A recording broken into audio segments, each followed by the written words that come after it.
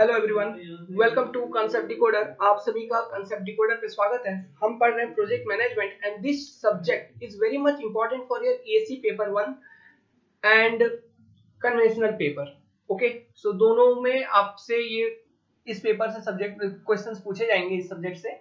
And जो question होंगे आपका लगभग कुल मिला के एसी में आप on an average 60 to 70 marks इस पेपर से, इस सब्जेक्ट से एज्यूम कर सकते हो। सो बहुत इंपॉर्टेंट पेपर होने वाली है आप सभी के लिए, जो भी स्टूडेंट आईईएस एग्जाम के लिए या फिर इंजीनियरिंग सर्विस एग्जाम के लिए प्रिपेयर कर रहे हैं।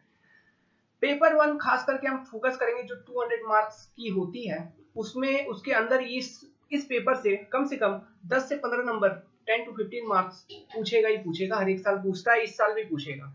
ओके, और हमारा जो टारगेट है, हमारा टारगेट ये रहेगा कि हम पेपर 1 में इस बार 150 प्लस किसी भी तरह स्कोर करें। जो हमारे पुराने स्टूडेंट हैं जो एनरोल कर चुके हैं इस कोर्स में, उनको ये वीडियो लेक्चर फ्री में मिलेगी। और जो न्यू स्टूडेंट जो एनरोल करना चाहते हैं, you can enrol at ₹1500 only. और एनरोल करने के लिए you can contact us at 7008-420-353। आप सभी को बता दूं, जो ईएससी की एग्जाम होने वाली है ये पोस्टपोन्ड हो गई है ड्यू टू कोविड-19, और ये होगा नेक्स्ट ईयर 2021 में 7th मंथ। ओके, 7वें महीने में ये एग्जाम होगा 2021 का। ओके, सो आपके पास काफी टाइम है, अभी भी आप एनरोल करना चाहें तो कर सकते हैं। एंड ये जो ईएससी नॉन टेक्निकल की सिलेबस है, ये कॉन्सेप्ट डिकोडर पे दिसंबर में खत्म होगा। चलिए शुरू करते हैं प्रोजेक्ट मैनेजमेंट। तो आज के इस वीडियो में हम कुछ इंपॉर्टेंट सीखेंगे।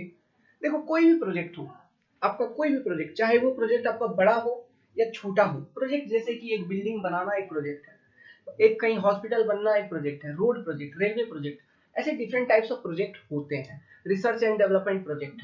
ओके, तो ये सारे डिफरेंट प्रोजेक्ट हैं। तो कोई भी प्रोजेक्ट हो, उसका खास करके 3 मुख्य ऑब्जेक्टिव होता है उस प्रोजेक्ट का। अब वो ऑब्जेक्टिव क्या है? वो ऑब्जेक्टिव ये है कि जो प्रोजेक्ट है ये कम से कम समय में खत्म हो जाए। आप यही चाहोगे, ये नहीं कि कोई प्रोजेक्ट आपने शुरू किया और वो 25 साल तक चल रहा है, ऐसा नहीं है। ओके, आप चाहोगे कि वो कम से कम समय में मैं उस प्रोजेक्ट को खत्म कर लूं, तो it must be completed in minimum time. दूसरी बात, आप ये भी चाहोगे कि मिनिमम इन्वेस्टमेंट भी हो आपका प्रोजेक्ट में। ओके, तो ये दूसरा ऑब्जेक्टिव हो गया, it must be completed in minimum capital investment. आप ये भी चाहोगे कि आपका प्रोजेक्ट में जो रिसोर्स लगे, ओके, जो अवेलेबल रिसोर्स है, ओके, ये अच्छे से यूटिलाइज हो पाए, ये ऑप्टिमम तरह से यूटिलाइज हो पाए। ओके, अब जितने भी रिसोर्स आपके पास अवेलेबल है, वो सारे रिसोर्स आप प्रॉपरली यूज करके मिनिमम कैपिटल इन्वेस्टमेंट में और मिनिमम टाइम में अपने प्रोजेक्ट को कंप्लीट कर पाओ। ये आपका बेसिकली ऑब्जेक्टिव होता है। एक प्रोजेक्ट के लिए जो रिसोर्सेस है, वो कैसे रिसोर्सेस हो सकते हैं? लोकेशन, स्पेस, कि किस एरिया में, किस स्पेस में आप प्रोजेक्ट करोगे, वो एक तरह का रिसोर्स हो गया। टाइम एक तरह का रिसोर्स हो गया, मटेरियल एक तरह का रिसोर्स हो गया, मैन पावर एक तरह का रिसोर्स हो गया, मशीनरी एक तरह का रिसोर्स हो गया। ये सारे डिफरेंट रिसोर्सेस हैं। तो आपके पास जो भी रिसोर्सेस, आप ये चाहोगे कि कंप्लीट यूटिलाइजेशन हो उसकी। समझ में आया? तो बेसिकली किसी भी एक प्रोजेक्ट का 3 ऑब्जेक्टिव होता है। लिखिए इसके बारे में। Any project, let it be large or small, have 3 objectives. First, it must be completed within minimum time. It must be completed in minimum capital investment. तीसरा, it must utilize all resource available. Resources किस तरह का हो सकता है? Example में लिख लो। Time एक तरह का रिसोर्स है, मटेरियल एक तरह का रिसोर्स है, स्पेस एक तरह का रिसोर्स होगा, मैन पावर एक तरह का रिसोर्स होगा। जो भी बातें हम यहाँ पे लिख रहे हैं, किसी से भी ऑब्जेक्टिव क्वेश्चन उठाई जा सकती है। मशीनरी एक तरह का रिसोर्स होगा। हमारे इस वीडियो कोर्स में जो हम ईएससी नॉन टेक्निकल 2021 के लिए स्टार्ट किए हैं, इसमें आपको प्रॉपर वीडियो लेक्चर मिलेंगे हर एक सब्जेक्ट के, including mathematics and engineering aptitude section with questions for practice. Okay, आप अभी से एनरोल कर लीजिए ताकि डिले ना हो, ज्यादा बर्डन ना हो। नेक्स्ट, आपको पता है कोई भी प्रोजेक्ट का जो कॉस्ट होता है उसको किस तरह से डिफाइन किया जाता है? इसके बहुत सारे डेफिनेशन है, अलग अलग तरह के डेफिनेशन है प्रोजेक्ट की कॉस्ट को लेके।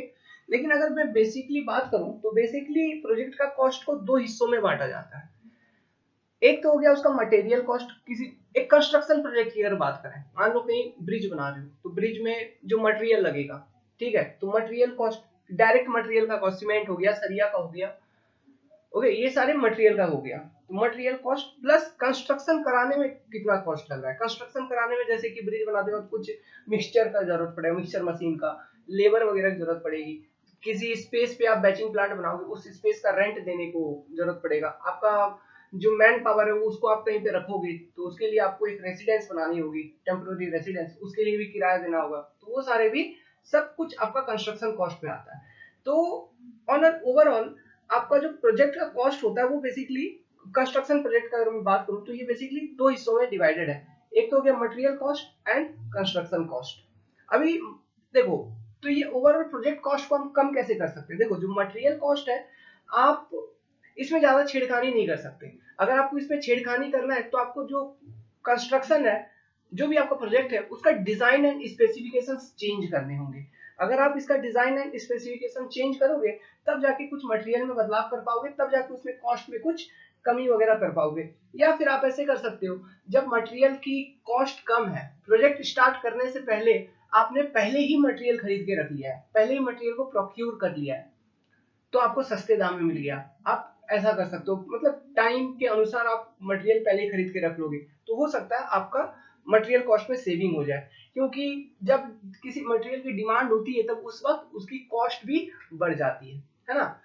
तो मटेरियल कॉस्ट में कटौती करने का जो उपाय है वो यही है कि आप डिजाइन स्पेसिफिकेशंस चेंज कर सकते हैं, या फिर मटेरियल को पहले एक सुटेबल टाइम में खरीद के रख सकते हो जब उसकी वैल्यू बहुत कम थी।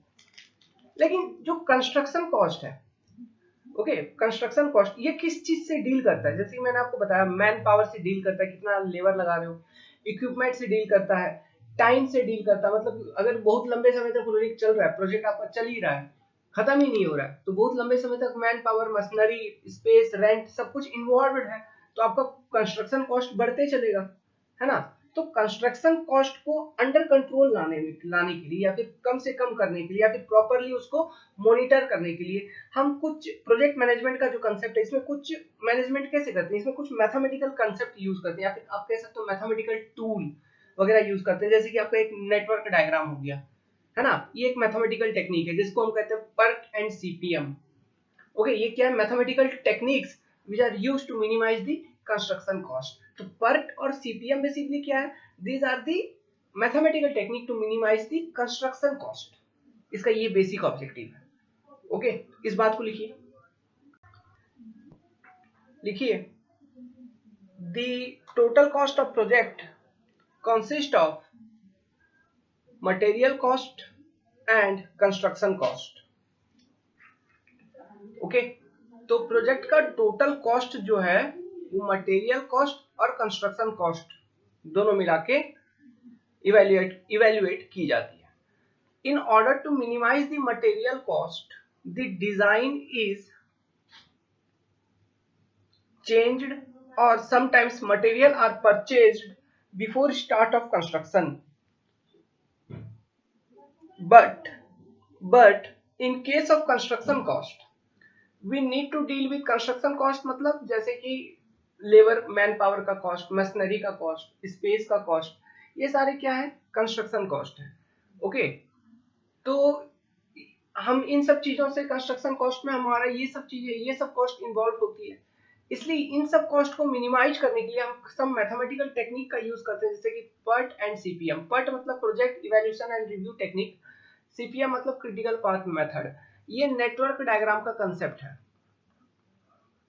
Network diagram. इस चीज को हम बहुत डिटेल में पढ़ेंगे, इतना डिटेल में कि आपको अंदाजा भी नहीं होगा, मतलब वेरी डिटेल। ओके, इन सब चीजों को हम बहुत डिटेल में पढ़ने वाले हैं, नेटवर्क डायग्राम को। उससे पहले कुछ थियोरेटिकल पार्ट्स हैं, उनको हम कवर करेंगे। और क्योंकि हम जो ये पेपर कवर करेंगे हम न्यूमेरिकल अप्रोच, ताकि हम अपना कन्वेंशनल पेपर भी सॉल्व हो जाए, प्लस ऑब्जेक्टिव अप्रोच, मतलब प्रीलिमिनरी जो 200 मार्क्स का पेपर है उसमें भी हम अच्छे से स्कोर कर पाए। हमारा दोनों ऑब्जेक्टिव रहेगा, इस पेपर ओरिएंटेड, इस पेपर से रिलेटेड। ओके, इसको पढ़ेंगे। तो देखो ये एक्चुअली कंस्ट्रक्शन कॉस्ट को हम कैसे कम कर पाते हैं, by using this some technique, जैसे कि पर्क या फिर सीपीएम। इसका एक आइडिया देता हूँ। कोई भी प्रोजेक्ट उसकी कंस्ट्रक्शन है, जैसे कि लेट्स सपोज आप एक बिल्डिंग का प्रोजेक्ट ले लो, हॉस्पिटल, ठीक है, हॉस्पिटल प्रोजेक्ट ले लो। तो हॉस्पिटल प्रोजेक्ट में आपका डिफरेंट एक्टिविटीज इन्वॉल्व होगा। यहाँ पे एक्टिविटीज जैसे कि फॉर एग्जांपल सबसे पहले फाउंडेशन ट्रेंच करना है, मतलब फाउंडेशन ट्रेंच मतलब एक्सकवेशन करोगे आप फाउंडेशन के लिए। फिर फाउंडेशन बनाओगे, तो फाउंडेशन एक्सकवेशन करना ये एक एक्टिविटी हो गया, ये एक एक्टिविटी हो गया, ठीक है। या फिर ऐसे करिए, मान लो फाउंडेशन बनाना आपका एक कंप्लीट एक्टिविटी है। सबसे पहले फाउंडेशन बनाना आपका एक कंप्लीट एक्टिविटी है, तो इसको आप डिफरेंट एक्टिविटीज में आप ब्रेक डाउन कर सकते हैं। अगर बहुत ज्यादा अगर ब्रेक डाउन करना है, अगर डिटेल में पूछ जाना है, तो आप एक्सकवेशन करोगे पहले, ठीक है। एक्सकवेशन करने के बाद आप क्या करोगे, आप फाउंडेशन कंक्रीटिंग जो भी करना है आपको, reinforcement placement and concreting, RF placement and concreting, ठीक है। तो ये हो गया आपका फाउंडेशन का काम। अब बिल्डिंग बनानी है तो फाउंडेशन से ही अपना कॉलम निकलेगा। ओके, तो प्रोविजन ऑफ कॉलम वो आपका तीसरा एक्टिविटी हो गया, सॉरी सेकंड एक्टिविटी हो गया। कॉलम बनाओगे, उसके बाद धीरे धीरे क्या बनाओगे, वॉल, दीवारें उठाओगे, तो वॉल्स, कंस्ट्रक्शन ऑफ वॉल्स, ये आपका फोर्थ एक्टिविटी हो गया, सॉरी थर्ड एक्टिविटी हो गया। वॉल वगैरह बना लिए। ओके, तो उसी के साथ साथ आपका और भी डिफरेंट एक्टिविटी होगा, जैसे कि आपको सैनिटरी कनेक्शन देना है, मतलब टॉयलेट वगैरह बनानी है, या फिर इलेक्ट्रिकल फिटिंग्स वगैरह देना है, वो सब एक अलग अलग एक्टिविटीज हो गया, है ना। तो आपका कोई भी एक कंस्ट्रक्शन प्रोजेक्ट है, उसमें आपका डिफरेंट एक्टिविटीज होता है। ओके, तो ये डिफरेंट एक्टिविटीज में हमेशा रिसोर्सेस की यूज होती, रिसोर्सेस जैसे कि मैन पावर, टाइम, मतलब कोई भी एक्टिविटी हो बिना, मतलब ऐसा तो नहीं है कि फाउंडेशन आपने बस 0 सेकेंड में एक्सकवेट कर लिया या बना दिया, इसमें प्रॉपर टाइम आपका लगा हुआ है, तो एक रिसोर्स है। ओके, प्रॉपर फिर आपको मैन पावर लगा हुआ है, वो एक रिसोर्स है। प्रॉपर फिर आपका पैसा लगा हुआ है, वो एक रिसोर्स है, फाइनेंस लगा हुआ है ना। तो कोई भी एक्टिविटी है, it is always associated with some resources, इतना ध्यान रखिएगा, ठीक है। तो ये एक्टिविटीज को हम क्या करते हैं, हम मतलब कोई भी कंस्ट्रक्शन को डिफरेंट एक्टिविटीज में ब्रेक डाउन करते हैं, और ब्रेक डाउन करने के बाद उन एक्टिविटीज को हम अरेंज करते हैं। मतलब फाउंडेशन हो गया, इसके बाद हम कॉलम बनाएंगे, तो फाउंडेशन के बाद कॉलम बनेगा, उसके बाद फिर कॉलम जब आप उठा रहे हो, फिर कॉलम के साथ कॉलम की कंक्रीटिंग के बाद आपका वॉल बनना है। वॉल के बनने के साथ ही साथ और क्या क्या काम हो सकता है, अब मतलब जैसे कि इलेक्ट्रिक फिटिंग हो सकता है, सेंट्री वर्क हो सकता है ना। तो ये सब चीजें इस तरह मतलब एक नेटवर्क डायग्राम के रूप में हम शो करते हैं, और हम क्या करते हैं, प्रोजेक्ट का कब स्टार्ट होगा और प्रोजेक्ट कब एंड होगा, वो चीज का अंदाजा लगाते हैं, मतलब कैलकुलेट करते हैं। मतलब ओवरऑल कहने का मतलब है हम प्रोजेक्ट ड्यूरेशन कैलकुलेट करते हैं। ओके, प्रोजेक्ट ड्यूरेशन कैलकुलेट करते हैं। प्लस ये जो नेटवर्क डायग्राम वगैरह बना के एनालिसिस करते हैं, इसका बहुत सारा और भी डिफरेंट फायदा है। ओके, हम बताएंगे आपको प्रोजेक्ट प्लानिंग, सॉरी ये मतलब प्रोजेक्ट मैनेजमेंट का टेक्निक बताएंगे। जनरली दो तरह के प्रोजेक्ट मैनेजमेंट का टेक्निक होता है, दो टेक्निक होता है। एक जो ट्रेडिशनल टेक्निक जिसको कहा जाता है, या फिर वाटरफॉल टेक्निक कहा जाता है। दूसरा एक नया टेक्निक है जो कि हमेशा न्यू टाइप ऑफ प्रोजेक्ट के लिए, ओके, उसको कहा जाता है agile, AGILE, sorry, agile technique. Agile technique of project management is always used for new type of project, ठीक है। जैसे या फिर रिसर्च एंड डेवलपमेंट प्रोजेक्ट, जैसे कि नासा का कोई प्रोजेक्ट है, इसरो का कोई प्रोजेक्ट है, इनके लिए। लेकिन जो ट्रेडिशनल टेक्निक है प्रोजेक्ट मैनेजमेंट की, it is always used for repetitive type of project, जैसे कंस्ट्रक्शन प्रोजेक्ट हो गया, ये हमेशा एक रिपीटेटिव टाइप ऑफ प्रोजेक्ट है, तो इसके लिए हम ट्रेडिशनल मेथड का यूज करेंगे। लेकिन न्यू टाइप ऑफ प्रोजेक्ट के लिए हम agile method of project management use करेंगे। इसके बारे में हम बताएंगे, ओके, कुछ समय बाद बताएंगे, ये जो थियोरेटिकल पार्ट है। तो ये आपका ये हो गया एक पूरे ओवरऑल प्रोजेक्ट में, ये इसे हम एक्टिविटीज कहते हैं। मतलब ओवरऑल प्रोजेक्ट को हम डिफरेंट एक्टिविटीज में ब्रेक डाउन कर सकते हैं, और एक्टिविटीज में हमारा हमेशा कोई ना कोई रिसोर्सेज का इन्वॉल्वमेंट होता है। ओके, डिफरेंट रिसोर्स हो सकता है, ये चीज आपने समझ गया। नाउ जो हमारे पास कुछ कुछ इंपॉर्टेंट टूल्स है प्रोजेक्ट मैनेजमेंट करने का। देखो, कोई भी प्लानिंग करोगे, एग्जीक्यूशन करोगे, प्लानिंग मतलब प्रोजेक्ट क्या है, ओके, इसमें कितना रिसोर्सेज लगेगा, इन सब चीजों को प्लान करना, फिर उस प्लान को ग्राउंड लेवल पे इंप्लीमेंट करना, जिसे हम एग्जीक्यूशन कहते हैं। ठीक है, तो ये सब कुछ भी करेंगे, इसके लिए हम कुछ पर्टिकुलर डायग्राम्स का यूज करते हैं, कुछ चार्ट का यूज करते हैं, कुछ डायग्राम्स का यूज करते हैं। तो इसे हम कहते हैं टूल्स ऑफ प्रोजेक्ट मैनेजमेंट। तो हमारे पास डिफरेंट टूल्स हैं, जैसे कि बार चार्ट का हम कभी यूज करते हैं प्रोजेक्ट मैनेजमेंट के लिए, या फिर माइलस्टोन चार्ट का यूज करते हैं प्रोजेक्ट मैनेजमेंट के लिए, या फिर लिंक्ड बार चार्ट का यूज करते हैं प्रोजेक्ट मैनेजमेंट के लिए, या फिर वर्क ब्रेकडाउन स्ट्रक्चर का यूज करते हैं प्रोजेक्ट मैनेजमेंट के लिए, या फिर नेटवर्क डायग्राम जैसे कि सीपीएम या फिर पर्ट का जो कंसेप्ट है, इस चीज को हम यूज करते हैं प्रोजेक्ट मैनेजमेंट के लिए। तो ये जो सेक्शन है, इससे बहुत सारे क्वेश्चंस आएंगे आपके ऑब्जेक्टिव में। ओके, तो इसके बारे में जरा हम पहले देख लेते हैं। तो एक हेडिंग बनाइए, tools of project management. Tools in project management.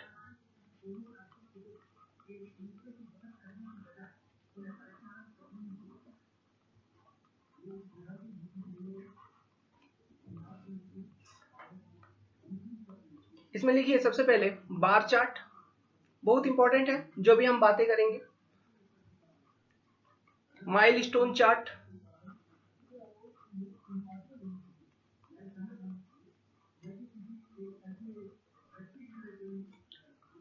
Linked bar chart,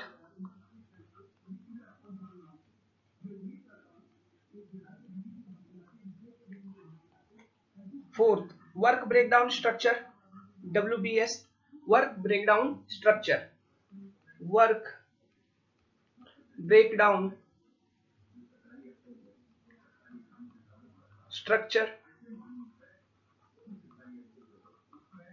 फिर आपका नेटवर्क डायग्राम्स, पांचवा जो टूल है ये आपके पास अवेलेबल है प्रोजेक्ट मैनेजमेंट में, नेटवर्क डायग्राम। जैसे कि दो तरह का होता है ये, सीपीएम एंड पर्ट। ओके, ये बहुत इंपॉर्टेंट टॉपिक होगा, बहुत लंबा क्लास चलेगा इस पे बहुत सारे कन्वेंशनल क्वेश्चन, ऑब्जेक्टिव क्वेश्चन, बहुत तरह के न्यूमेरिकल प्रॉब्लम, गेट में हर एक जगह ये चीजें नेटवर्क डायग्राम के कंसेप्ट से आपसे पूछा जाएगा एग्जाम में, तो हम डिटेल में देखेंगे। अब यहाँ जो है ये जो कंसेप्ट है, इससे शॉर्ट नोट्स आ सकता है आपके ईएस के एग्जाम में। ओके, या फिर आपका प्री का पेपर में क्वेश्चन आ सकता है, एडवांटेजेस डिसएडवांटेजेस, या फिर डायरेक्ट पूछ सकता है सिंपली कि बार चार्ट क्या होता है, माइलस्टोन चार्ट क्या होता है, लिंक्ड बार चार्ट क्या होता है, WBS का क्या होता है, इसको कहाँ पे यूज किया जाता है। ठीक है, तो ये सारे आपके पास क्या है, टूल्स हैं प्रोजेक्ट मैनेजमेंट में, ये टूल्स हैं। तो इसके बारे में जरा देखते हैं। इसको देखने से पहले आपको एक चीज ध्यान रखना होगा, कोई भी प्रोजेक्ट को हम क्या किए उसको, मतलब एक प्रोजेक्ट को, कंप्लीट प्रोजेक्ट को आप ओवरऑल ऐसे सिंगली कंप्लीट नहीं कर सकते, अकेले कंप्लीट नहीं कर सकते, उसको हम डिफरेंट एक्टिविटीज में ब्रेक करते हैं और वन बाय वन एक्टिविटी को खत्म करते चलते हैं, तो इस तरह से प्रोजेक्ट आपका खत्म होता है। समझ में आया? तो एक्टिविटी क्या थी ये समझना इंपॉर्टेंट थी, तब जाके आप जो भी हम बताएंगे अभी, bar chart, milestone chart, linked bar chart, okay, WBS, ये सब चीजें आपको समझ में आएंगी। तो सबसे पहले देखते हैं बार चार्ट। सबसे पहला टाइप ऑफ चार्ट जो है, it is bar chart.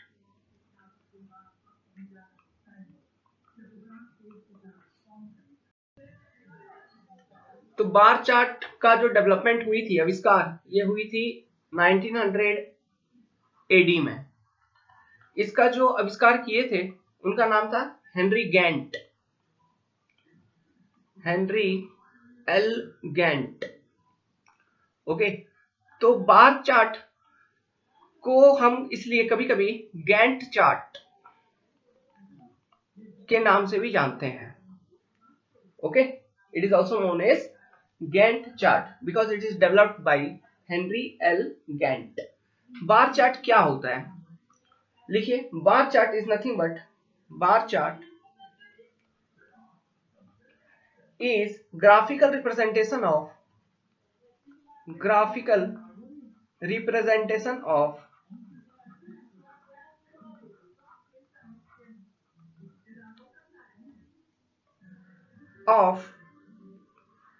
activity versus time। समझ में आया? बार चार्ट क्या है? मान लो कि कोई आपके पास एक प्रोजेक्ट है, कंस्ट्रक्शन प्रोजेक्ट। उस कंस्ट्रक्शन प्रोजेक्ट को आपने डिफरेंट एक्टिविटीज में ब्रेक डाउन कर दिया और उस एक्टिविटी को आपने एक ग्राफिकल फॉर्म में रिप्रेजेंट किया, डिफरेंट एक्टिविटीज को। ओके, तो उसे हम कहेंगे बार चार्ट। ये कैसा दिखता है इसके बारे में बताएंगे, इस पे न्यूमेरिकल क्वेश्चंस भी करवाएंगे। ओके, बस समझते रहिए। तो देखिए, जनरली एक्टिविटी को किस तरह से रिप्रेजेंट किया जाता है? कोई भी एक्टिविटी हो, बार मींस इस तरह का एक बार होता है, ठीक है? कोई भी एक बार है, वो बार क्या रिप्रेजेंट करता है? किसी एक पर्टिकुलर एक्टिविटी को, ठीक है? कोई भी बार क्या रिप्रेजेंट करता है? एक पर्टिकुलर एक्टिविटी का। जो भी एक्टिविटी है उसकी हमेशा एक स्टार्ट पॉइंट होगा और हमेशा एक एंड पॉइंट होगा। ये सब जो भी बात हम कर रहे हैं, हर चीज ऑब्जेक्टिव क्वेश्चन के रूप में पूछेगा, तो चीजों को याद रखिए, बातों को अच्छे से सुनिए, इतना ही सफिशिएंट है एग्जाम के लिए। ओके, आपसे पूछेगा कि एक्टिविटी का क्या होता है। एक्टिविटी का एक डेफिनाइट स्टार्ट होती है, एक डेफिनाइट एंडिंग भी होती है। और बार क्या रिप्रेजेंट करता है? बार रिप्रेजेंट ए एक्टिविटी। ओके, तो यहाँ पे लिखिए बार रिप्रेजेंट। अच्छा, ये तो हो गया बार जो एक्टिविटी रिप्रेजेंट करेगा। अब ये जो लेंथ ऑफ बार है, ये क्या रिप्रेजेंट करेगा? देखो, स्टार्ट एंड मतलब time for completion of activity.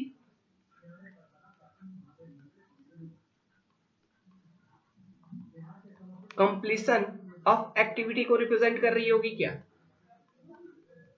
ठीक है, तो लिखिए इसी के बारे में, bar represent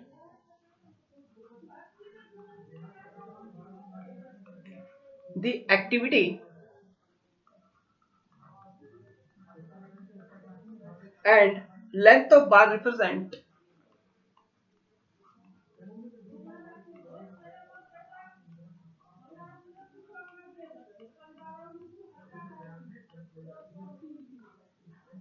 the completion time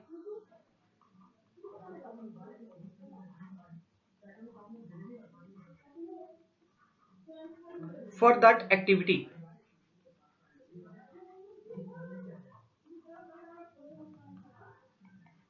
ये किसी एक पर्टिकुलर एक्टिविटी का बात करता है, ठीक है? जो बार है वो किसी एक पर्टिकुलर एक्टिविटी का बात कर रहा है, ठीक है?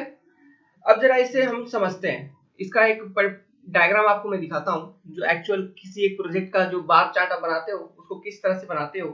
जरा मैं आपको एक डायग्राम दिखाता हूं। इस डायग्राम को समझना है, बहुत इंपॉर्टेंट है। ओके, तो यहाँ पे देखिए, ये जो है ये एक बार चार्ट है, जो आपको स्क्रीन पे दिख रहा है, ये एक बार चार्ट है।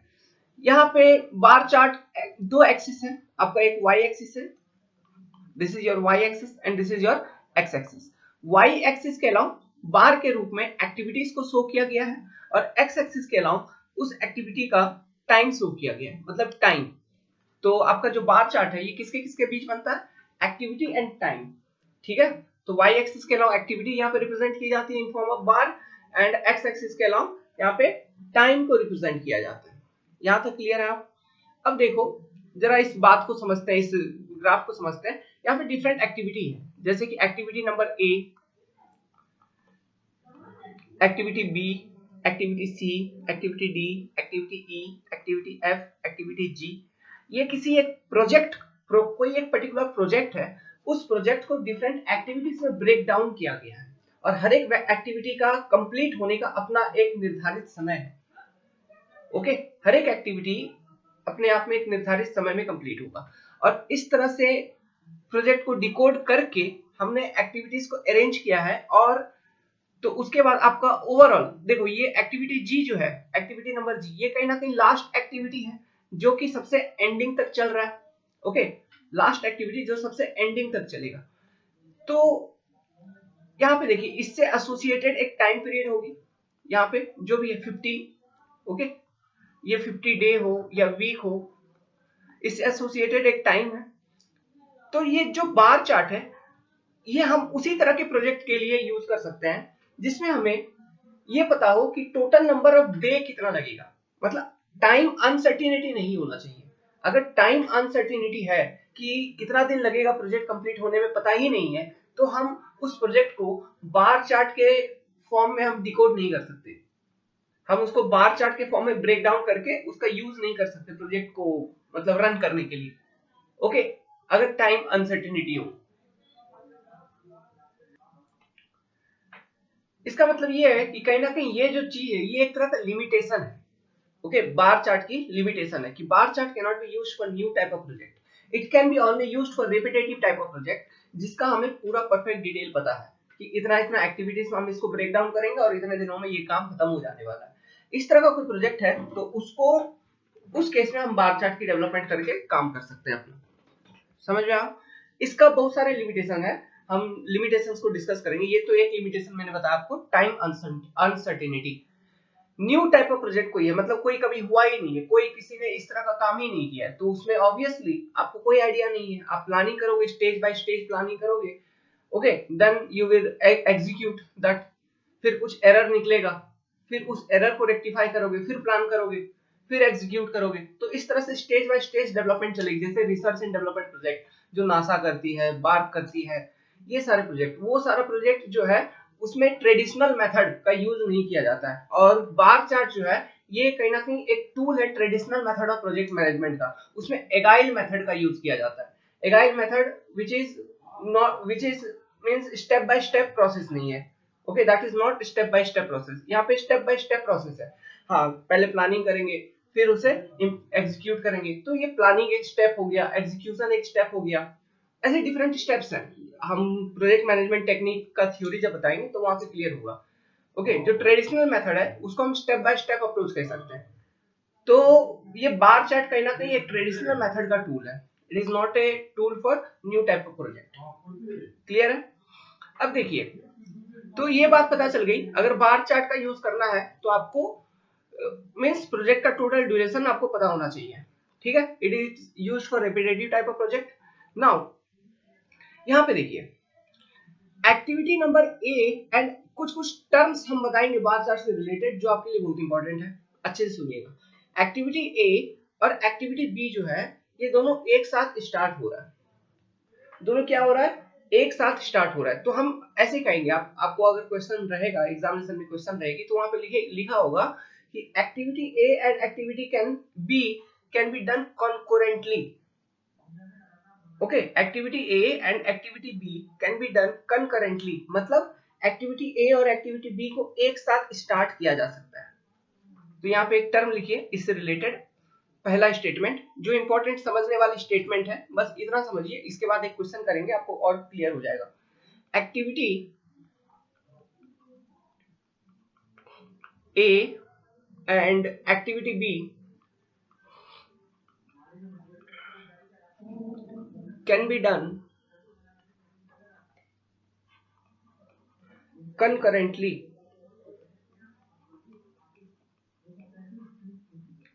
concurrently कहने का मतलब है एक्टिविटी ए और एक्टिविटी बी को एक साथ शुरू किया जा सकता है। उसी तरह से आप एक्टिविटी एफ और एक्टिविटी जी के बारे में भी कह सकते हो। देखिए ये भी सेम टाइम पीरियड पे शुरू हुआ है, मतलब इसे एक साथ शुरू किया जा सकता है, समझ में आया। वो कब खत्म हो रहा है उससे मतलब नहीं है, लेकिन एक साथ शुरू अगर किया जा सकता है तो उसको हम कहेंगे कंकरेंटली, मतलब एक साथ किया जा सकता है। समझ में आ रहा है कुछ, ठीक है। अब और एक कंसेप्ट सुनिए, अभी ये देखो कि आप इसको देखो, activity number B, activity number B को देखिए और एक्टिविटी नंबर डी को देखिए। एक्टिविटी बी और एक्टिविटी डी को ऑब्जर्व करो। जब एक्टिविटी बी खत्म हो रहा है, जब एक्टिविटी बी खत्म हो रहा है तभी एक्टिविटी डी स्टार्ट हो रहा है।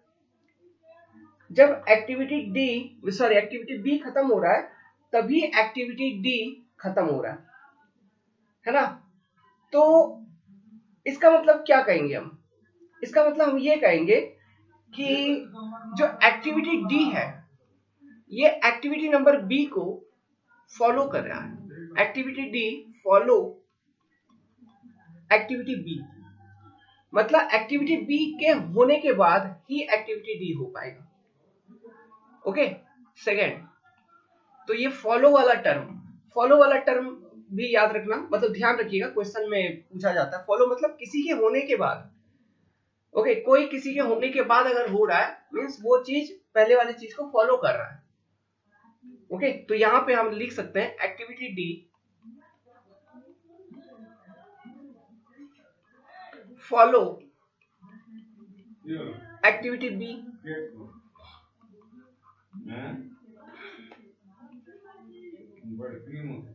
ओके, हम ये कह सकते हैं। अब ये देखिए, तो फॉलो मतलब होने के बाद वाला कंसेप्ट है। ओके, नाउ अब यहां पे जस्ट ए मिनट, कुछ चेक करने दीजिए हमें। तो आपने अभी फॉलो वाला कंसेप्ट सीखा। अभी यहाँ पे और एक कंसेप्ट है प्रीसीड होना। तो यहाँ पे देखो, आप किसको ऑब्जर्व करोगे? एक्टिविटी डी को ऑब्जर्व करो, अगेन एक्टिविटी एफ को और एक्टिविटी जी को, दोनों को ऑब्जर्व करिए। इन तीनों एक्टिविटी से रिलेटेड मैं एक बात यहाँ पे लिख सकता हूँ, और वो बात मैं क्या लिख सकता हूँ कि तीसरा स्टेटमेंट मैं ये लिख सकता हूँ कि activity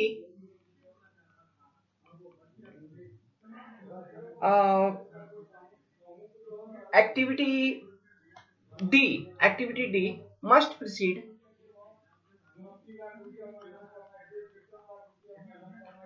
activity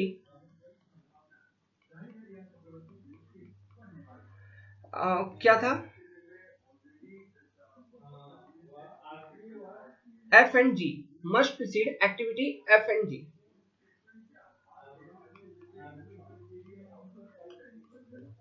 and activity F and G can be done concurrently, हम इस तरह से लिख सकते हैं। कहने का क्या मतलब है? कहने का मतलब ये है कि एक्टिविटी डी जो है, एक्टिविटी एफ और एक्टिविटी जी के स्टार्ट होने से पहले खत्म हो जाना चाहिए। एक्टिविटी डी जो है, एक्टिविटी एफ और एक्टिविटी जी के स्टार्ट होने से पहले खत्म हो जाना चाहिए, और एक्टिविटी एफ और जी को एक साथ स्टार्ट किया जा सकता है, और एक्टिविटी एफ और जी को एक साथ स्टार्ट किया जा सकता है। तो ये हम प्रीसीड में यूज करेंगे। प्रीसीड मतलब किसी के मींस स्टार्ट होने से पहले कोई एक्टिविटी अगर खत्म हो रहा है तो उससे प्रीसीड टर्म एसोसिएटेड होगा। आप इस तरह से स्टेटमेंट को बना सकते हो। प्रीसीड मतलब पहले हो जाना, फॉलो मतलब बाद में शुरू होना। प्रीसीड मतलब पहले हो जाना, फॉलो मतलब बाद में शुरू होना, कंकरेंट मतलब एक साथ शुरू होना। तीनों बातें क्लियर है? ओके, आप यहाँ पे इस डायग्राम में देख सकते हो, जो डायग्राम हम आपको समझा रहे थे बार चार्ट के, यहाँ पे देख सकते हो। एक्टिविटी डी जो है जब खत्म हुआ उसी टाइम एग्जैक्टली एक्टिविटी एफ और एक्टिविटी जी आपका स्टार्ट हो रहा है। मतलब एक्टिविटी एफ और एक्टिविटी जी के स्टार्ट होने से पहले एक्टिविटी डी खत्म हो चुकी है। तो हम ये कह सकते हैं इस केस में कि activity D must precede activity F and activity G, हम ऐसा यहाँ पे कह सकते हैं। समझ में आया? तो प्रीसीड वाला कंसेप्ट क्लियर है, फॉलो वाला कंसेप्ट क्लियर है, ये बार चार्ट का कंसेप्ट क्लियर है। ओके, अब कोई डाउट नहीं है इसमें। अब हम एक क्वेश्चन सॉल्व करेंगे सबसे पहले, जो ईएस के कन्वेंशनल में क्वेश्चन आते हैं, और इस तरह के क्वेश्चंस आपको ईएस के ऑब्जेक्टिव क्वेश्चन में भी आएगा। आपको डिफरेंट एक्टिविटीज दे दिया जाएगा और आपसे कहेगा, 4-5 ऑप्शन दे देंगे और पूछेंगे which will be the suitable bar chart for this set of activity। आया है पिछले साल, उससे पहले साल नेटवर्क डायग्राम से तो इस तरह का क्वेश्चन आता है कि कौन सा ये नेटवर्क सुटेबल होगा। समझ में आया? तो बार चार्ट से भी उसी तरह का क्वेश्चन उठाया जा सकता है, कन्वेंशनल में भी आ सकता है, प्री में ऑब्जेक्टिव के रूप में भी आ सकता है। तो मैं आपको एक क्वेश्चन सॉल्व करवाऊंगा, एक सेट ऑफ एक्टिविटी दूंगा, उसका हम एक बार चार्ट प्लॉट करेंगे और टोटल प्रोजेक्ट ड्यूरेशन कैलकुलेट करेंगे।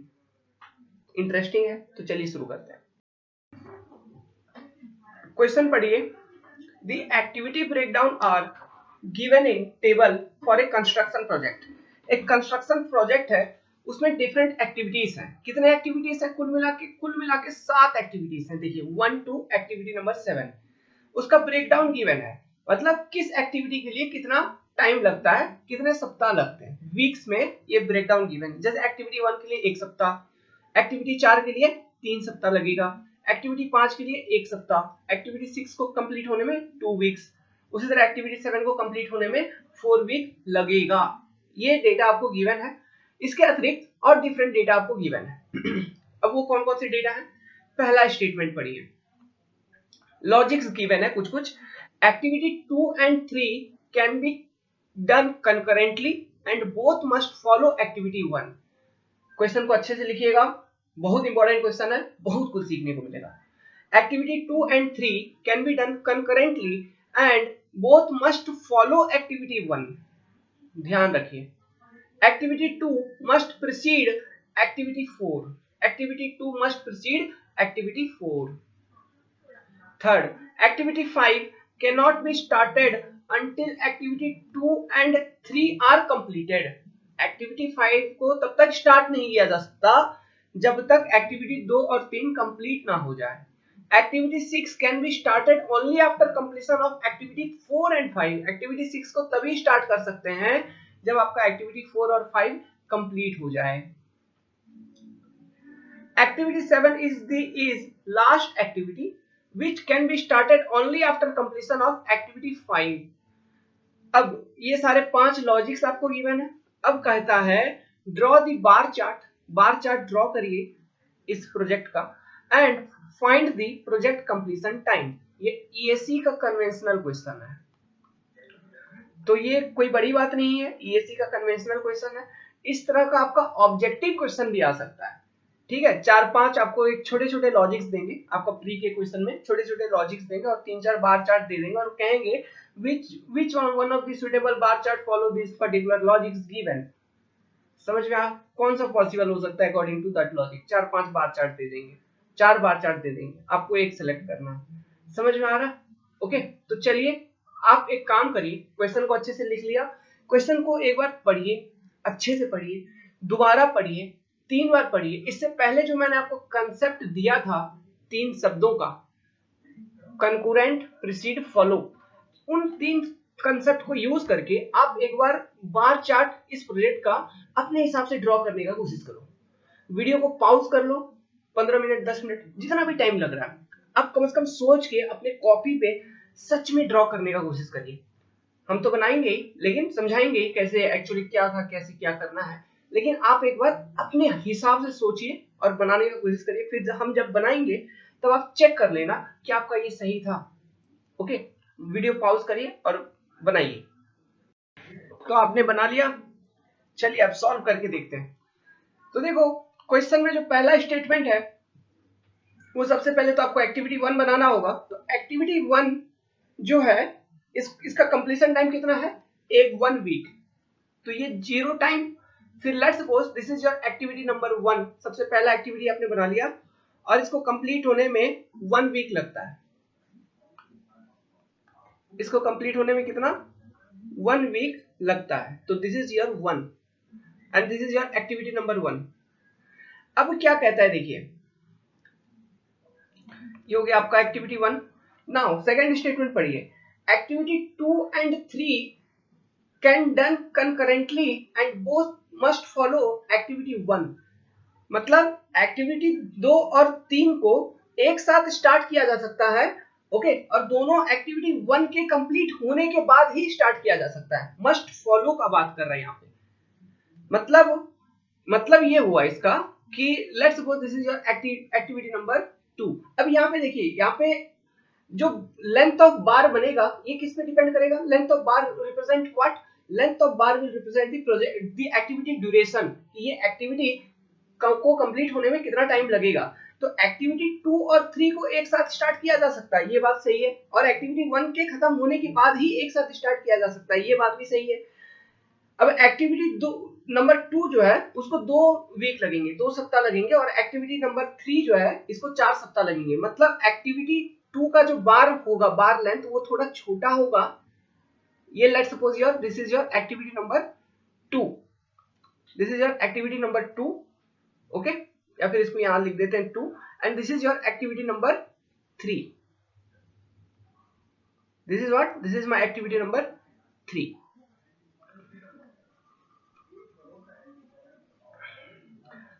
क्या हम क्लियर हैं? ओके, तो देखिए अभी यहां पे लिखो टोटल ड्यूरेशन, एक्टिविटी 1 को कंप्लीट होने में 1 सप्ताह लगा है, एक्टिविटी नंबर 3 को कंप्लीट होने में टोटल कितना सप्ताह लगेगा? एक्टिविटी नंबर 3 को कंप्लीट होने में टोटल 4 सप्ताह लगना है। तो एक्टिविटी 3 के एंडिंग पर अगर मैं एक लाइन ड्रॉ करूं यहाँ पे एक्स एक्सिस पर, at the end of activity number 3 अगर मैं एक लाइन ड्रॉ करूं, तो यहाँ पे मैं कितना, ये यहाँ तक कितना वीक हो चुका होगा? 1 + 4 5 सप्ताह यहाँ तक कवर हो चुका होगा, 5 वीक्स। ओके, नाउ अगर एक्टिविटी 2 के एंड पर एक लाइन में ड्रॉ करूं, एक्टिविटी 2 के एंड पे एक लाइन अगर मैं ड्रॉ करूं, तो यहां तक कितने 3 वीक्स हुए होंगे, यहां तक मैं 3 वीक्स लिख सकता हूं। ठीक है, तो ये हो गया आपका activity number 2 and activity number 3 तक का। अब नेक्स्ट पढ़िए, नेक्स्ट एक्टिविटी 4 5 6 7 के रिलेटेड लॉजिक्स क्या गिवन है। देखिए लॉजिक्स गिवन है, activity 2 must precede activity 4, activity 2 must precede activity 4, और एक्टिविटी 4 को कंप्लीट होने के लिए कितना वीक चाहिए? 3 वीक चाहिए, और एक्टिविटी 2 को कंप्लीट होने के लिए कितना वीक चाहिए था? सॉरी, एक्टिविटी 2 को कंप्लीट होने में 2 वीक। तो देखो यहाँ पे क्या कह रहा है कि activity 2 must precede activity number 4। Must preceded वाला जो कंसेप्ट था, इसमें मैंने आपको क्या समझाया था? जहां भी मस्ट प्रीसीड वाला कंसेप्ट है, इसका मतलब क्या है? इसके होने के बाद कोई चीज शुरू होगा। जैसे कि activity number 2 must precede activity number 4, है ना? मतलब एक्टिविटी 4 जो है, सॉरी एक्टिविटी 2 जो है, एक्टिविटी नंबर 4 के स्टार्ट होने से पहले खत्म हो जाना चाहिए। इसका मतलब ये हुआ कि एक्टिविटी नंबर जो 4 है, ये एक्टिविटी 2 के जस्ट खत्म होने के बाद स्टार्ट होगा, ऐसे भी आप कह सकते हो। या फिर एक्टिविटी नंबर जो, हाँ, एक्टिविटी नंबर जो 2 है, आप ऐसे कह सकते हो एक्टिविटी नंबर जो 2 है, ये एक्टिविटी 4 के स्टार्ट होने से पहले खत्म हो जाना चाहिए, ऐसे भी कह सकते हो। ठीक है, तो इसके बारे में हम यहाँ पे हम ड्रॉ कर सकते हैं कि जैसे ही आपका एक्टिविटी नंबर 2 खत्म हुआ, तो यहाँ से आपका एक्टिविटी नंबर 4 स्टार्ट कर दो आप। और एक्टिविटी 4 को कंप्लीट होने में कितना चाहिए? Total 3 weeks. This is your activity number 4। तो इसको कंप्लीट होने में टोटल 3 वीक्स चाहिए। तो यहाँ पर अगर मैं एक लाइन ड्रॉ करूंगा एक्स एक्सिस के अलाउंग, ओके, अगर मैं कट करूं, तो ये कितना होगा फिर? यहाँ तक टोटल एक्टिविटी 4 जब तक खत्म हुई होगी, तो टोटल ड्यूरेशन कितना हुआ होगा? यहां तक 5 था, ठीक है, और एक्टिविटी 2 को कंप्लीट होने में कितना चाहिए था? 2 वीक्स की टाइम रिक्वायर्ड थी। तो एक्टिविटी 3 को कंप्लीट होने में कितना? 4 वीक्स की टाइम रिक्वायर्ड थी। तो यहाँ पे 2 वीक्स आपका बचता है रिमेनिंग, प्लस एक्टिविटी 4 को कंप्लीट होने में 3 वीक्स, तो 2 वीक्स इधर प्लस 1 वीक इधर एक्स्ट्रा। तो आपका यहाँ तक ये टोटल 5 था, तो ये कितना हो जाएगा? This will be your 6th week. समझ में आया कुछ? ओके, यहाँ तक क्लियर है। नाउ नेक्स्ट लॉजिक पढ़िए, activity 5 can not be started until activity 2 and 3 are completed. क्या बात कर रहा है? एक्टिविटी 5 के बारे में बात कर रहा है। एक्टिविटी 5 को आप तब तक स्टार्ट नहीं कर सकते जब तक आपका एक्टिविटी 2 और 3 कंप्लीट ना हो जाए। इसका मतलब ये हुआ कि अगर एक्टिविटी नंबर 2 और 3 दोनों कंप्लीट हो जाए, तब आप एक्टिविटी 5 स्टार्ट कर सकते हैं। मतलब एक्टिविटी 2 तो पहले ही कंप्लीट हो रहा है, और एक्टिविटी 3 को कंप्लीट होने में एक्स्ट्रा 2 वीक्स लग रहे हैं। तो जैसे ही एक्टिविटी 3 आपका कंप्लीट हुआ होगा, can you start the activity number 5? तो क्या हम अभी एक्टिविटी 5 को स्टार्ट कर सकते हैं? यहाँ पे ये मैंने एक्टिविटी 5 को स्टार्ट कर दिया। Okay, this is my activity number 5, और एक्टिविटी 5 को कंप्लीट होने में कितना टाइम चाहिए? 1 वीक। Okay, 1 week. इसका मतलब ये है कहीं ना कहीं कि एक्टिविटी नंबर 4 और एक्टिविटी नंबर 5 एक साथ कंप्लीट हो रहा है, दोनों एक ही सेम टाइम पे 6th वीक में दोनों एक्टिविटीज खत्म हो जाएंगी, एक्टिविटी 4 और एक्टिविटी नंबर 5। तो ये हो गया एक्टिविटी नंबर 5 का बात। अब बात करते हैं next activity 6 can be started only after completion of activity number 4 and 5। तो जब आपका एक्टिविटी 4 और एक्टिविटी 5 दोनों एक ही दिन एक ही साथ खत्म हो रहा है, ये खत्म होने के बाद आप एक्टिविटी नंबर 6 को स्टार्ट कर सकते हो। तो यहां से मैंने एक्टिविटी नंबर 6 मैंने स्टार्ट कर दिया। और एक्टिविटी 6 को खत्म करने के लिए कितना एक्स्ट्रा टाइम चाहिए? 2 वीक्स। तो this is your activity number 6 I have started, और इसको कंप्लीट होने के लिए 2 वीक्स। तो 6th वीक में आपका एक्टिविटी नंबर 5, 4 एंड 5 तक कंप्लीट हुआ था, तो एक्स्ट्रा 2 वीक्स आप ऐड करोगे, तो 6 and 2 it will be your 8 weeks, 8। Okay, तो 8वें महीने में आपका क्या खत्म हो जाएगा? सॉरी, 8वें सप्ताह में आपका एक्टिविटी नंबर ये 6 खत्म हो जाएगा। ओके, अब बात करता है activity 7 is the last activity which can be started only after completion of activity number 5। अच्छा, बड़ा सिंपल सा बात कर रहा है यहाँ पे। बात कर रहा है कि एक्टिविटी नंबर जो 7 है, ये आपका लास्ट एक्टिविटी है जो कि स्टार्ट किया जा सकता है only after completion of activity number 5। तो एक्टिविटी नंबर 5 जो है आपका 6th वीक में खत्म हो गया था, तो आप यहाँ से एक्टिविटी नंबर 7 को स्टार्ट कर सकते हो। और तो एक्टिविटी नंबर 7 को स्टार्ट करेंगे तो इसको कंप्लीट होने में कितना वीक चाहिए? 4 वीक्स। 7 को कंप्लीट होने में कितना वीक चाहिए? 4 वीक। तो 5 के बाद 6 को कंप्लीट होने में 2 वीक, प्लस एक्टिविटी नंबर 7 को कंप्लीट होने में और 2 वीक्स चाहिए होगा, मतलब ठीक है, 6 के कंप्लीट होने के बाद और 2 वीक्स चाहिए होगा। तो टोटल 8 + 2 10 वीक्स। यहाँ पे कितना आ जाएगा? 10। तो टोटल प्रोजेक्ट ड्यूरेशन आपका कितना हो जाएगा? 10 वीक्स, है ना। Total project duration will be project duration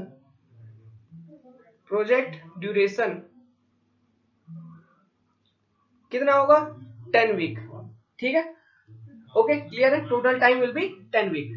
अभी देखो यहाँ पे जो कंसेप्ट लिखा है, मतलब जो आपको लॉजिक दिया है कि activity 7 is the last activity which can be started only after completion of activity 5।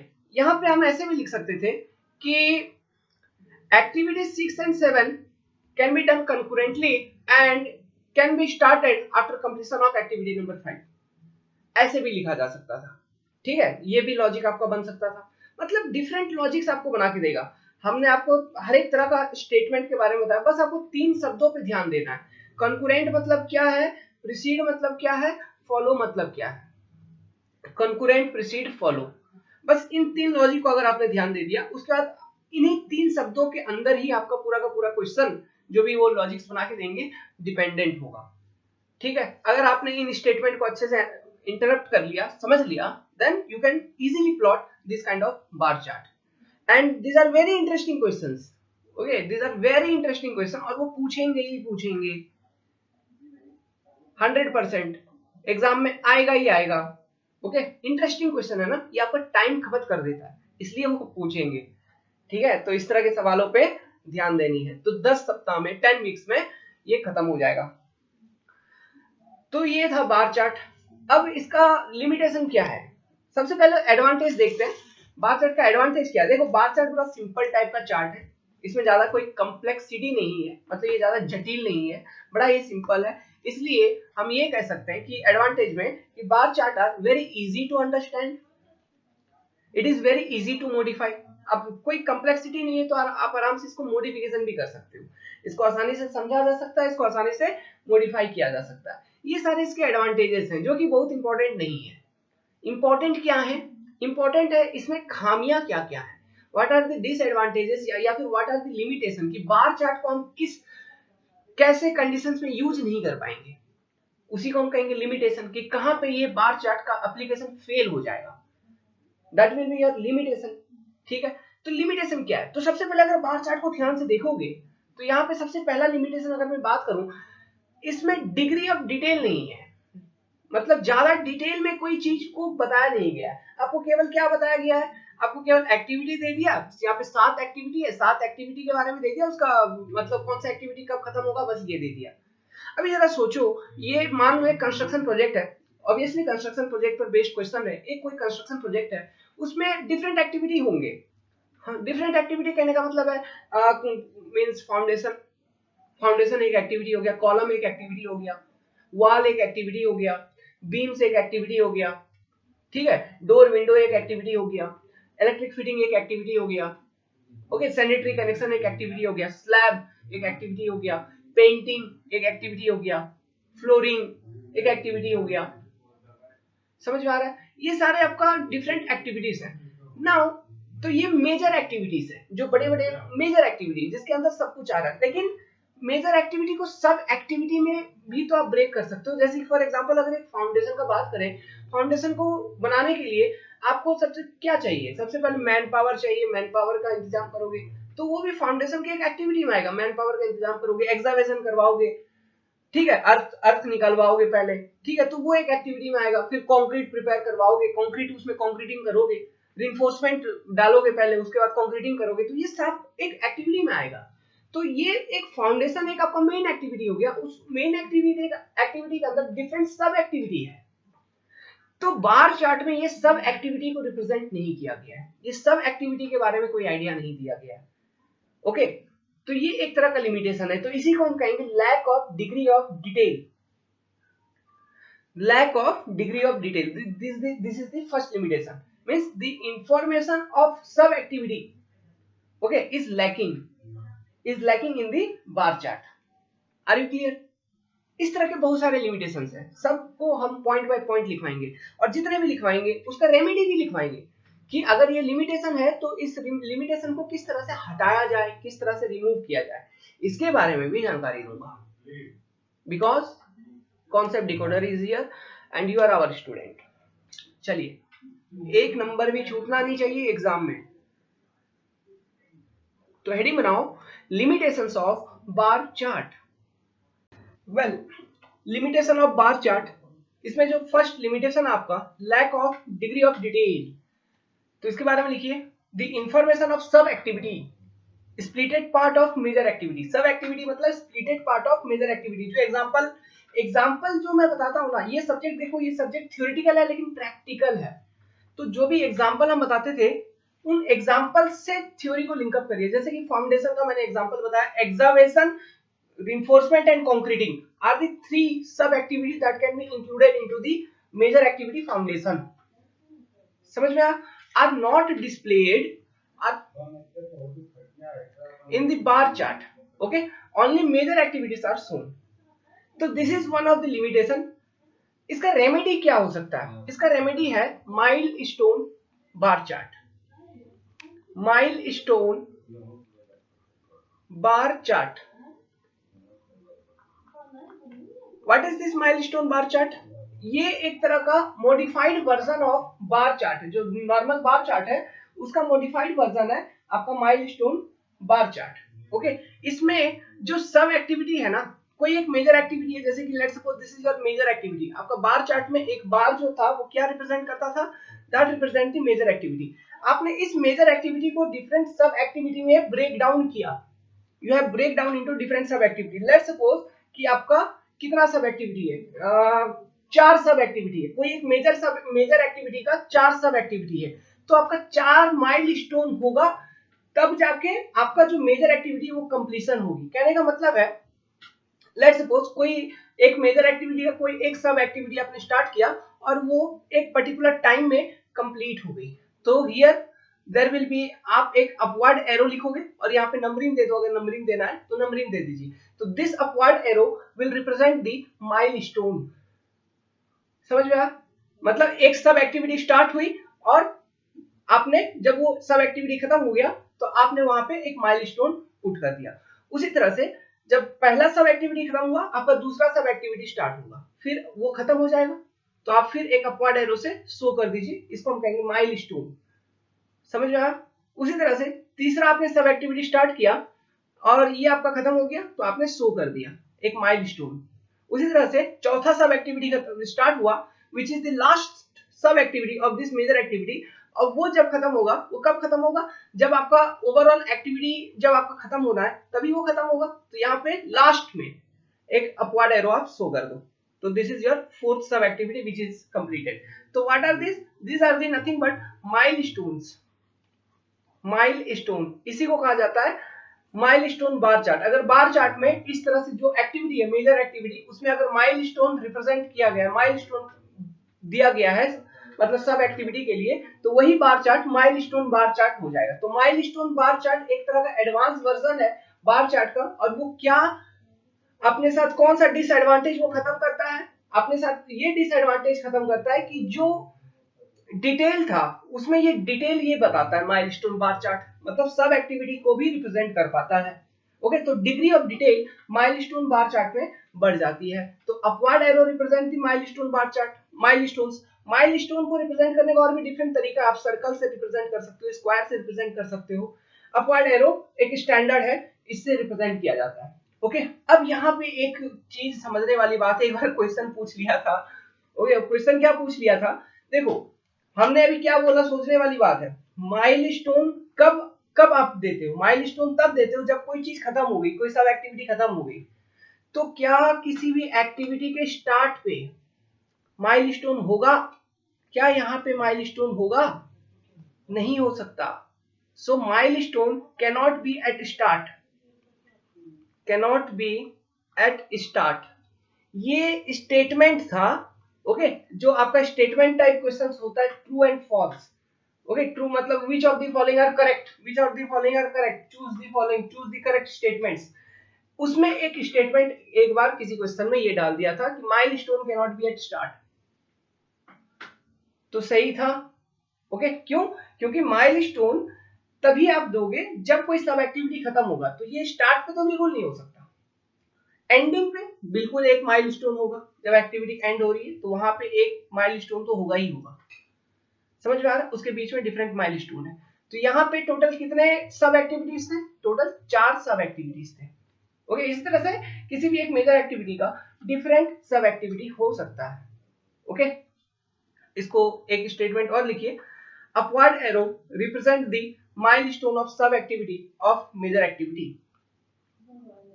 Upward arrow represent the milestone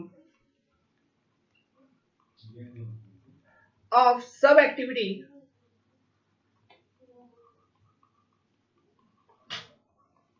of major activity।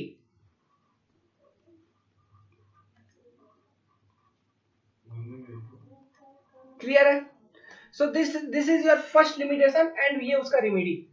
Okay, milestone bar chart जो है ये मैं बताने वाला हूं, इसका नेक्स्ट टॉपिक, ये लिमिटेशन के बाद जो नेक्स्ट टॉपिक है वो माइलस्टोन बार चार्ट ही है, लेकिन जस्ट आप लॉजिकली हम लोग पढ़ेंगे। ओके, ऐसे ही कुछ नहीं पढ़ेंगे, because you are at concept decoder.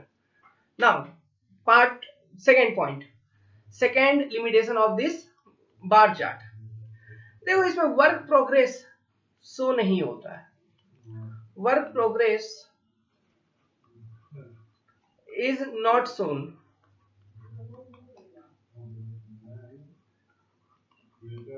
Okay, work progress कहने का मतलब है कोई एक एक्टिविटी है। ओके, कोई एक एक्टिविटी है, अब वो एक्टिविटी आपका अभी लेट सपोज कि वो एक्टिविटी टोटल आपका 10 दिन में खत्म होना है। अभी एक्टिविटी टोटल 10 दिन में खत्म होना है, तो अभी लेट सपोज कि अभी 5वां दिन है, और आप ऐसा अगर थ्योरेटिकली देखें, अगर 10 दिन में टोटल एक्टिविटी खत्म होना है, अगर 5वां दिन है तो आधा खत्म हो जाना चाहिए। अभी आधा खत्म हुआ है कि नहीं हुआ है, ये आप फील्ड पे रहोगे तो पता चल जाएगा, लेकिन डायग्राम में शो नहीं किया गया है। बार चार्ट जो था उसमें ये चीज शो नहीं किया जाता कि अभी eight any instant of time कितना खत्म हुआ है, कितना काम खत्म हुआ है। अभी इस चीज की आवश्यकता क्यों है, ये जरा सोचो। अगर आवश्यकता क्यों है, इसको अगर सोचेंगे तो देखिए, लेट्स सपोज आपने प्लानिंग वगैरह कर लिया, आप एग्जीक्यूट कर रहे हो, कोई भी एक प्रोजेक्ट है उसको आपने प्लान बना लिया कि हाँ भाई ये प्रोजेक्ट है, इसको कंप्लीट करने में इतना टाइम लगेगा, इसको हम इस इन डिफरेंट एक्टिविटीज में हमने ब्रेक डाउन किया, अब इन डिफरेंट एक्टिविटीज को हम एग्जीक्यूट करेंगे, मतलब आप सच में काम करेंगे, चालू कर देंगे। काम आपने चालू किया, किसी कारणवश आपका काम स्लो हो गया, प्रोग्रेस जो है काम का वो स्लो हो गया, डिले हो गया, ये सब चीजें आपको पता नहीं चलेगी। अगर पता नहीं चलेगी तो जो आपका प्लानिंग था वो प्लानिंग आपका रियल एग्जीक्यूशन से मैच नहीं करेगा। समझ में आ रहा है? रियल एग्जीक्यूशन से मैच नहीं करेगा तो आपका आप ही का लॉस है, फाइनेंशियली लॉस हो जाएगा आपका, क्योंकि प्रोजेक्ट जितना ज्यादा टाइम लगेगा उतना ज्यादा रिसोर्सेस लगेगा, और रिसोर्सेस के साथ हमेशा एक इकोनॉमिक वैल्यू एसोसिएटेड होती है, तो आप ही का अल्टीमेटली लॉस होगा उसमें। ठीक है, तो ये चीज नहीं होना चाहिए। सो ये वर्क प्रोग्रेस हमें क्यों पता होना चाहिए? टू कंट्रोल, अगर मान लो कहीं डिले होने की संभावनाएं है और हमें अगर वर्क प्रोग्रेस पता चल गया कि अरे अभी तक इतना काम हो चुका है, इतना काम अभी और करना बाकी है, तो अगर वहां पे हमें पता चल जाएगा कि काम अगर डिले हुआ है तो मैं कैसे कंट्रोल कर पाऊं। ठीक है, कंट्रोलिंग एक एग्जीक्यूशन का एक पार्ट है। जब आप वर्क को एग्जीक्यूट करते हो तो उसका दो पार्ट होता है, मॉनिटरिंग एंड कंट्रोलिंग। इसके बारे में बताएंगे। जो मैं बात कर रहा हूँ टेक्निक्स ऑफ प्रोजेक्ट मैनेजमेंट, उसमें मैं दो टेक्निक बताऊंगा। एक बताऊंगा traditional technique of project management और दूसरा बताऊंगा agile, AGILE technique of project management. Traditional technique of project management is always used for repetitive type of project जैसे कि construction project, but agile technique of project management is always used for new type of project management such as research and development project. समझ में आ रहा है? इसके बारे में मैं आपको जानकारी दूंगा, डिटेल में जानकारी दूंगा। तो जो traditional technique of project management है उसका जो थर्ड फेज है, लास्ट फेज तो नहीं, लास्ट फेज तो ऑडिट होती है। डिफरेंट फेजेस होती है, initiation phase, planning phase, execution phase and auditing phase. 4 phases होती हैं जनरली। तो ये जो थर्ड फेज है एग्जीक्यूशन, एग्जीक्यूशन का दो पार्ट होता है, एक होता है मॉनिटरिंग एंड दूसरा होता है कंट्रोलिंग। ठीक है, तो कंट्रोलिंग मतलब वर्क अगर डिले हो रहा है तो उस वर्क को मैं कंट्रोल कर पाऊं किसी तरह से। तो इसमें नेटवर्क डायग्राम जो है आपको बहुत बेस्ट सुटेबल चीज होती है। ठीक है, नेटवर्क डायग्राम बहुत ज्यादा अच्छा होता है, इसलिए हम आज के टाइम पे नेटवर्क डायग्राम का यूज करते हैं जनरली। ओके, वो बहुत ज्यादा प्रेफरेबल चीज है। लेकिन अगर बार चार्ट का अगर बात करें तो इसमें ये वर्क प्रोग्रेस के बारे में दिया ही नहीं है। तो वर्क प्रोग्रेस के बारे में अगर रिप्रेजेंट नहीं किया गया है तो आप क्या वर्क को कंट्रोल कर पाओगे? अगर आपको जरूरत पड़ेगा तो नहीं कर पाओगे ना। तो ये चीज डीमेरिट है कि नहीं, लिमिटेशन है कि नहीं, है ना? तो इसके बारे में लिखिए, पहले लिखिए। इसका रेमेडी क्या है वो भी मैं आपको बताऊंगा। Bar chart does not show the project progress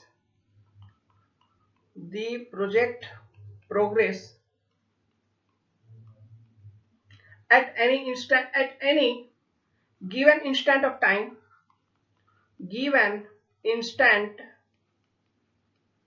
of time, hence it cannot be used for controlling project at any time। ये सब स्टेटमेंट आपको एग्जाम में पूछेंगे। ओके, इसलिए चीजों को अच्छे से सुनिए, समझिए। हेंस इट, बस आप याद रखो क्लासेस को, जो जितने भी क्लास हम आपको प्रोवाइड करेंगे आप उन क्लासेस को ध्यान रखोगे, पढ़ोगे अच्छे से। ओके, काम बन जाएगा।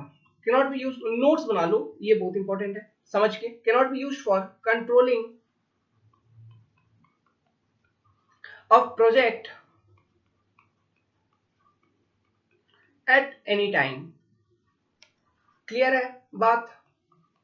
तो इसका रेमेडी क्या है? बार चार्ट का रेमेडी बता रहे हैं। मतलब बार चार्ट में अगर ये सुविधा नहीं है तो बार चार्ट में ये चीज हम कैसे इंक्लूड कर सकते हैं? Only in bar chart. तो बार चार्ट को, जो बार है ना, ठीक है, जो बार है, ये बार है, ये बार में एक्टिविटी रिप्रेजेंट करता था। इसका एक स्टार्ट रिप्रेजेंट होता था, एक एंड होता था। This is your start and this is your and.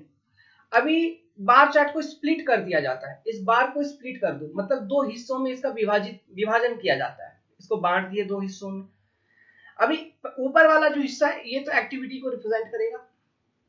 अब जो निचला वाला हिस्सा है, इसमें हम क्या करेंगे? हम शेडिंग करेंगे मतलब जैसे कि लेट्स सपोज कि eight any instant of time, आप 5वें दिन, ठीक है, आपके पास बार चार्ट है उस प्रोजेक्ट का। अब जो भी एक्टिविटी आपका चल रहा है, अब उस एक्टिविटी से रिलेटेड आप बात कर रहे हो। आप अपने साइट से इंफॉर्मेशन लिए कि आज 10 दिन का ये एक्टिविटी था भैया। ओके, डेली प्रोग्रेस रिपोर्ट होता है, डीपीआर उसको कहते हैं, डेली प्रोग्रेस रिपोर्ट, डीपीआर। देखो डीपीआर दो चीजें हैं, एक तो इसका नाम है डेली प्रोग्रेस रिपोर्ट, दूसरा है detail project report. Detail project report एक अलग चीज है। ओके, ये टेंडर वगैरह के लिए, कॉन्ट्रैक्ट जब किसी को इशू करते हैं या फिर कोई भी प्रोजेक्ट जब शुरू करते हैं तो उस वक्त डीपीआर बनाई जाती है। ओके, जो भी प्रोजेक्ट वैल्यू होता है, मान लो आपका प्रोजेक्ट है 10 करोड़ का, तो उसका 10% आपका डीपीआर में लगता है। इसमें बहुत कुछ होती है, इंजीनियरिंग सर्वे, फाइनेंशियल सर्वे, इसके बारे में जानकारी देंगे। और एक चीज होता है daily project report. Okay, site से जो इंफॉर्मेशन आप कलेक्ट करोगे। तो आप लेट्स सपोज कि कोई भी एक्टिविटी 10 दिन का एक्टिविटी था कोई, ठीक है, आपने 5वें दिन आपने इंफॉर्मेशन कलेक्ट किया साइट से कि 5वें दिन में कितना कंप्लीट हो चुका है। ओके, कितना काम हो चुका है। तो लेट्स सपोज उसने बताया 60%, 50%, जो भी बताया, तो आप क्या करोगे, उस 60% एरिया को कोई एक डिफरेंट कलर में शेड कर दोगे। और जनरली हम दो तरह का कलर यूज करते हैं, एक यूज करते हैं ग्रीन और एक यूज करते हैं रेड। ठीक है, तो लेट सपोज हमने इतना एरिया ग्रीन शेड कर दिया और बाकी का जो एरिया था उसको हमने रेड शेडिंग में रखा। अब ये ग्रीन शेड क्या रिप्रेजेंट करेगा, at an instant of time. For example 5वें दिन आप देख लो इस पर्टिकुलर डे पे, तो इस पर्टिकुलर डे पे इतना एरिया ग्रीन शेड है, मतलब इतना काम कंप्लीट हो चुका है, वर्क कंप्लीटेड।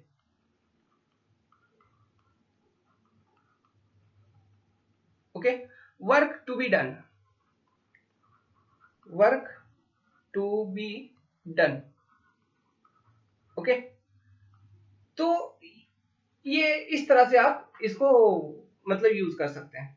ओके, इसका रेमेडी ये है, तो इसके बारे में लिखिए।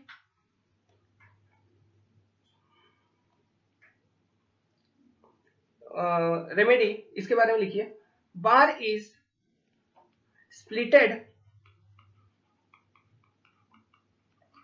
into two parts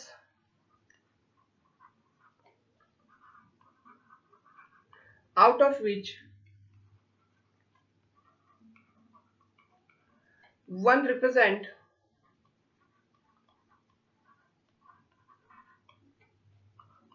the actual progress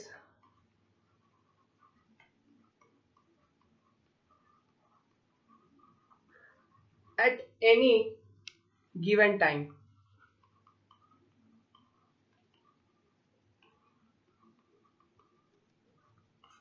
ये डायग्राम बना लो। इसके बाद ये जो अभी हमने ये डायग्राम बनाया, बार को स्प्लिट करिए दो हिस्सों में, वर्क कंप्लीटेड, या फिर इसको लिखिए it represent actual progress, it represent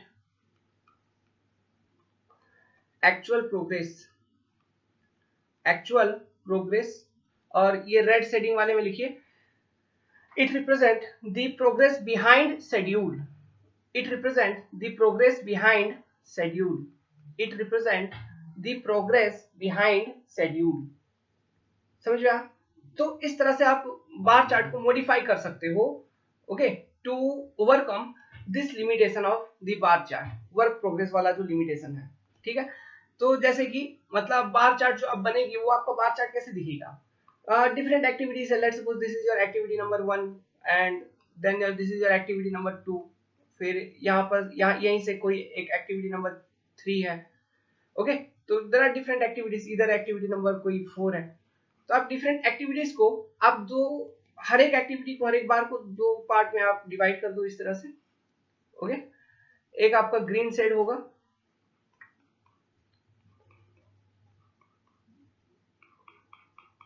और रेड शेडिंग। ठीक है, at any instant of time आप ये चीज कर सकते हो। ओके, इस चीज को आप बार चार्ट में इस तरह से आप मॉडिफाई कर सकते हो, एक्टिविटीज, एक्टिविटी और इधर टाइम।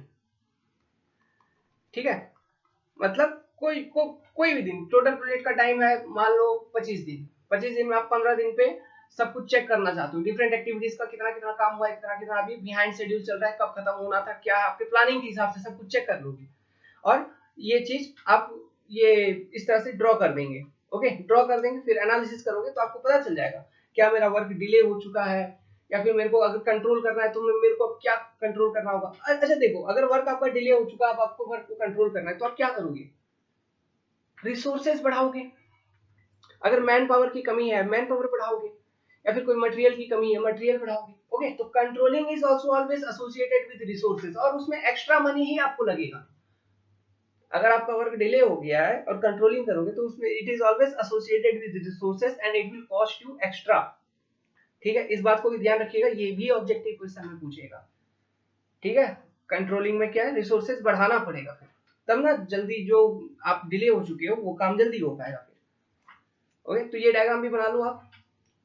नेक्स्ट जो लिमिटेशन है वो क्या है, तो जो आपका तीसरा लिमिटेशन है वो ये है कि देखो, जो बार चार्ट आपने किसी एक प्रोजेक्ट के लिए बनाया तो इसमें आपने डिफरेंट एक्टिविटीज को बनाया है। अब ये डिफरेंट एक्टिविटीज के बीच में क्या रिलेशन है, ये चीज बार चार्ट शो नहीं करता। मतलब डिफरेंट एक्टिविटीज के बीच में डिपेंडेंसी ये बार चार्ट कंप्लीटली शो नहीं कर पाता है। कुछ हद तक तो आपको बता देगा कि हाँ ये एक्टिविटी के बाद ये एक्टिविटी, ये एक्टिविटी के बाद ये एक्टिविटी, लेकिन कंप्लीटनेस एक इसमें एक इनकम्प्लीटनेस है, कंप्लीटनेस नहीं है। ओके, मतलब इसी एक्टिविटी के बाद ये अगर शुरू होना है तो क्यों होना है। ओके, सो इस तरह का कुछ कंप्लीटनेस नहीं है इसमें। तो ये चीज हम एक तीसरा लिमिटेशन लिख सकते हैं, bar chart does not show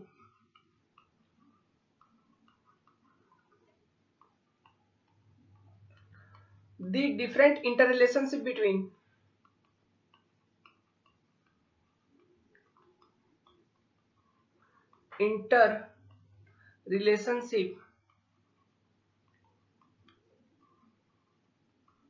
between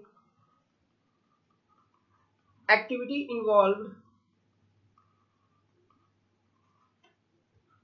involved in execution of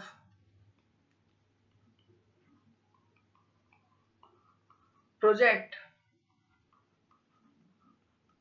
up to complete extent.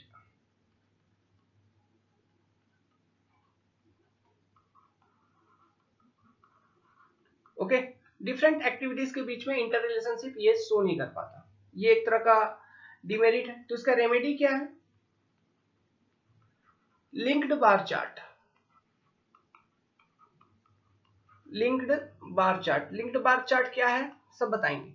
Linked bar chart जैसा ही दिखता है, लेकिन वहां पे हम कुछ लॉजिकल लिंक्स का यूज करते हैं to show the dependency of different activities on each other. Okay, there are some logical links are used to show the dependency. Okay, जैसे कि एक कोई भी प्रोजेक्ट उसमें डिफरेंट काम होते हैं, जैसे कि excavation, okay, foundation, pier, abutment, girder casting, beam, columns.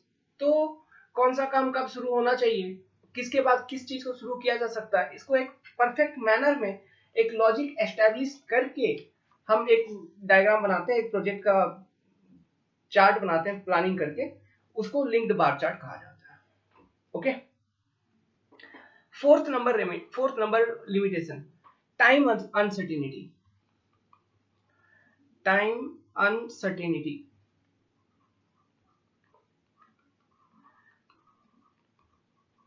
Time uncertainty, इस चीज को समझिए। देखो, जो अभी एग्जांपल हमने सॉल्व किया क्वेश्चन अभी अभी, उसमें हमने ये देखा कि आपको प्रोजेक्ट ड्यूरेशन निकालने के लिए कह दिया।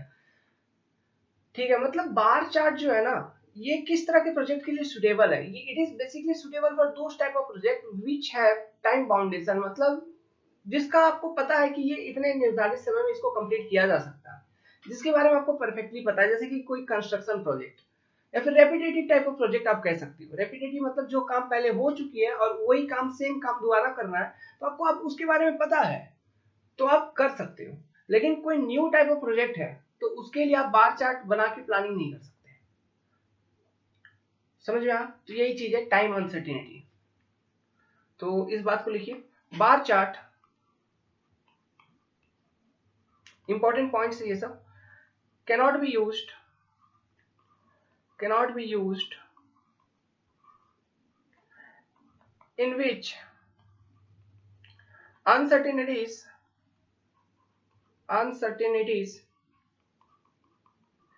are involved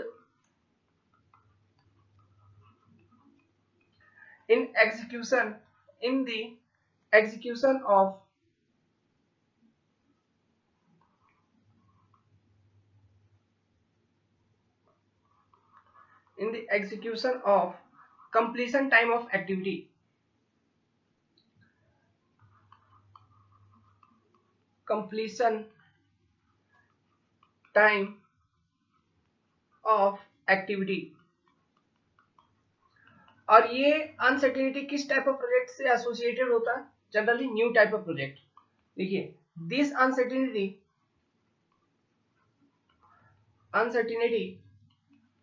are generally associated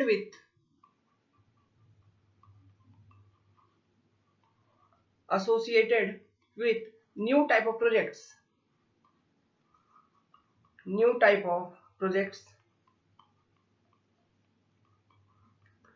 hence this type of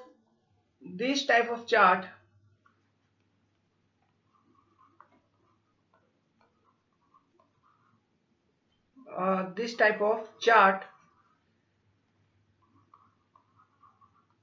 cannot be used for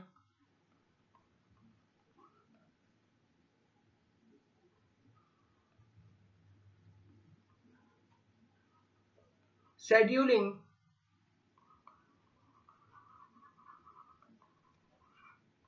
schedule बनाना, ओके, scheduling of new type of project.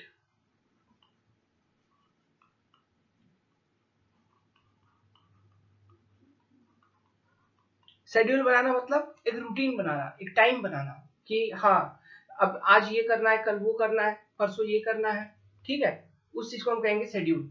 तो किसी भी न्यू टाइप ऑफ प्रोजेक्ट का शेड्यूल बनाने के लिए आप बार चार्ट यूज नहीं कर सकते, क्योंकि न्यू टाइप ऑफ प्रोजेक्ट में आपको पता ही नहीं है कि एक्टिविटीज आपका क्या क्या होगा और उसमें कितना समय लगेगा।